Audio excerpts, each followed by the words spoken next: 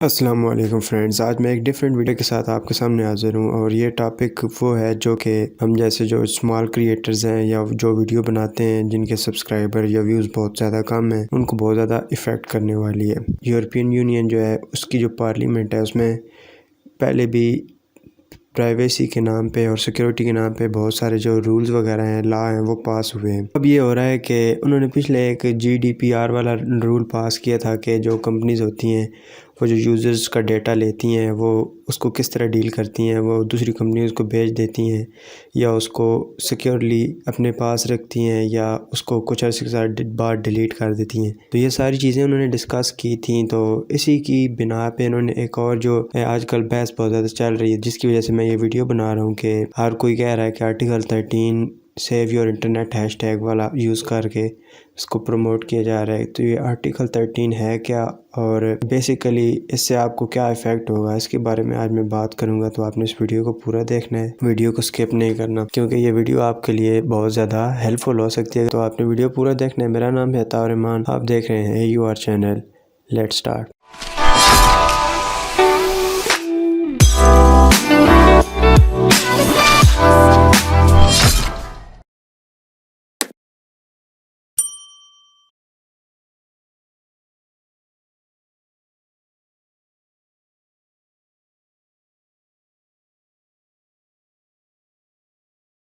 European union है, उसमें जो बहुत सारे मेंबर्स हैं उनमें वोटिंग हुई है और उनसे पूछा गया है कि जो कॉपीराइटेड कंटेंट है वो यानी कि एक अगर क्रिएटर दूसरे क्रिएटर का यूज़ करे तो उसको यूज़ करना चाहिए या नहीं।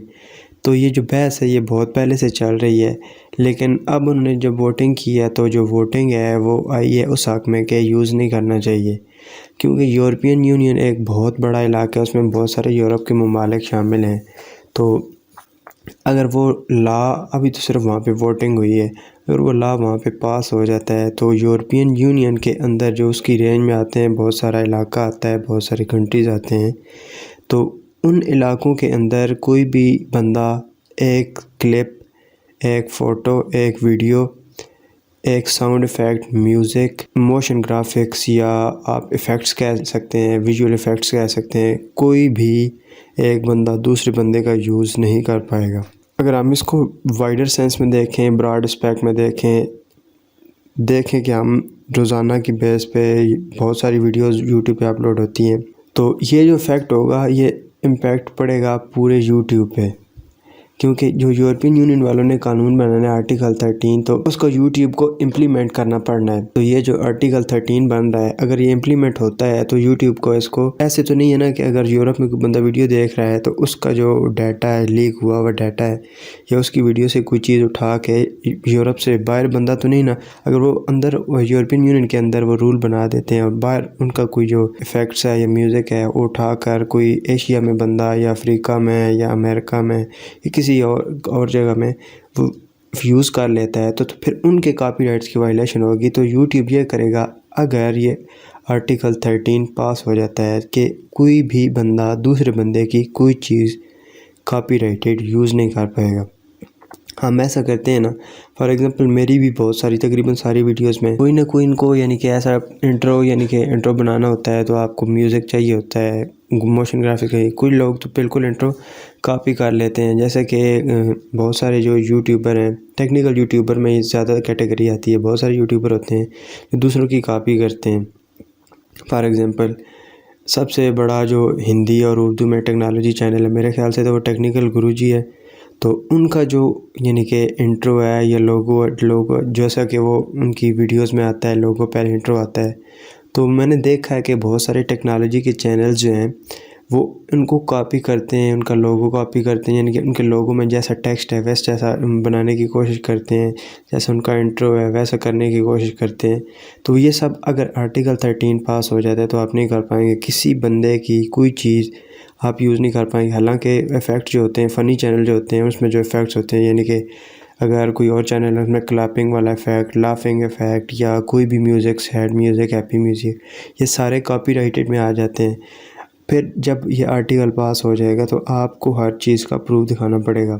कुछ चीज़ें ऐसी होती हैं कि फ़ॉर एग्ज़ाम्पल मैंने एक चीज़ बनाई अपने खुद से बनाई है, मेरे पास उसकी अथॉरिटी नहीं है। अगर मैं किसी दूसरे बंदे को कह देता हूँ कि जी आप रिटन तरीके से, मैं उसको कह देता हूँ कि आप मेरा ये कंटेंट जो है वो यूज़ कर सकते हैं, तो अगर उसने वो कंटेंट यूज़ कर लिया तो उसको उसकी दलील देनी पड़ेगी, उसका प्रूफ देना पड़ेगा कि ये जी मैंने उससे इजाज़त ली है, फिर मैं ये यूज़ कर रहा हूँ। तो ये जो बहुत ज़्यादा कम्प्लेक्स हो जानी है चीज़, क्योंकि फिर तो कॉपीराइट अगर यूज़ करने लग जाएं तो आप यानी कि जिस चीज़ पे करेंगे, एडिटिंग करेंगे, उसमें जो इफ़ेक्ट्स बिल्ट इन होते हैं वो भी कॉपीराइटेड होते हैं। यानी कि अब मैं camtasia यूज़ करता हूँ या एडोब प्रीमियर प्रो यूज़ करता हूँ एडिटिंग के लिए, तो वो सारे आपको कहेंगे कि जी आपने इतना ज़्यादा हमारा किया हुआ है, लॉस किया हुआ है, आपने हमारा कॉपीराइटेड कंटेंट यूज़ किया हुआ है, तो आप हमें वापस करें। तो ये आर्टिकल 13 इस वजह से बहुत ज़्यादा अहम है।